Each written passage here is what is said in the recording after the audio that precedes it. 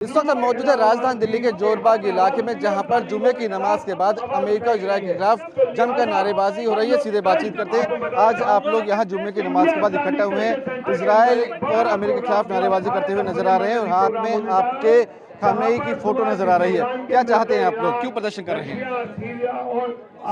See, the Shia Islam is literally built on martyrdom. The prospect of death doesn't scare us. We are not scared of assassinations. एक बुजुर्ग हमारे नायब इमाम को रोजे की हालत में शहीद कर दिया गया। नेतन्याहू रिकमेंड कर रहा है डोनाल्ड ट्रंप को नोबेल पीस प्राइज के लिए, जिसने मासूम बच्चों की जान ली ईरान में, और हमारे नायब इमाम को कत्ल किया गया दिन दहाड़े। हम इसकी सख्त से सख्त मजम्मत करते हैं। We request our prime minister also to condemn this. Netanyahu is a war criminal. He should be tried in the International Court of Law. He should be hanged. ये हमारी मांग है कि हमारे प्रधानमंत्री इसकी सख्त से सख्त मजम्मत करें। कुछ और लोग मौजूद हैं, उनसे बातचीत करते हैं। क्या चाहते हैं आप लोग? हम ये चाहते हैं कि हमारी सारी इंडिया की सारी जितनी भी गवर्नमेंट आई है, अटल बिहारी वाजपेयी तक, उन्होंने भी कहा था कि इजराइल को अरब की ज़मीन छोड़नी पड़ेगी और किसी भी कीमत पे इजराइल को ये ज़मीन छोड़नी पड़ेगी। जितनी भी गवर्नमेंट आई है हिंदुस्तान के अंदर, सबने कहा अटल बिहारी वाजपेयी तक।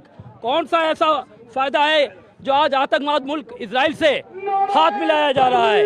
दुनिया के सामने हमेशा ईरान पुराना साथी रहा है, हमेशा इंडिया की हिमायत कहा है। चाहे पुलवामा का हुआ है, तब उसे कहा कि पाकिस्तान के अंदर सर्जिकल स्ट्राइक कर देनी चाहिए। जब भी कहाँ से आए हैं? हम लोग चाह रहे हैं कि देश के प्रधानमंत्री की चुप्पी क्यों है? खामनेई साहब पर देश के प्रधानमंत्री क्यों नहीं बोलना चाह रहे?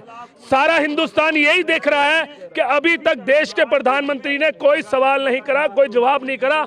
कौन सा ऐसा ट्रम्प के साथ दबाव है देश के प्रधानमंत्री को, हम पूछना चाहते हैं। कल देखिए ट्रम्प ने कहा कि आप रूस से तेल ले लीजिए, तो क्या हिंदुस्तान का फैसला, हिंदुस्तान की हर समस्या का समाधान ट्रम्प से क्या? हमें नहीं समझ आ रही। लेकिन जिस तरीके हमारे खामनेई साहब का इस हिंदुस्तान के साथ प्यार मोहब्बत बना हुआ था।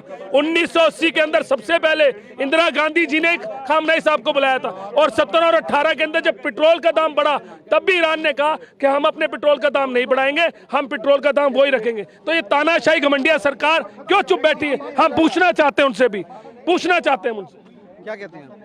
हम यही कहना चाहते हैं कि हमारे ईरान पे जो धोखे से आपने हमला करा है, ये कायराना हमला है।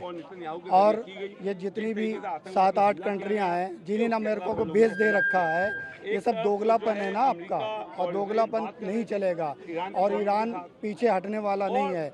और आयतुल्लाह खामनेई साहब को इन्हीं ने मार के इन्हीं ने शहीद कर दिया।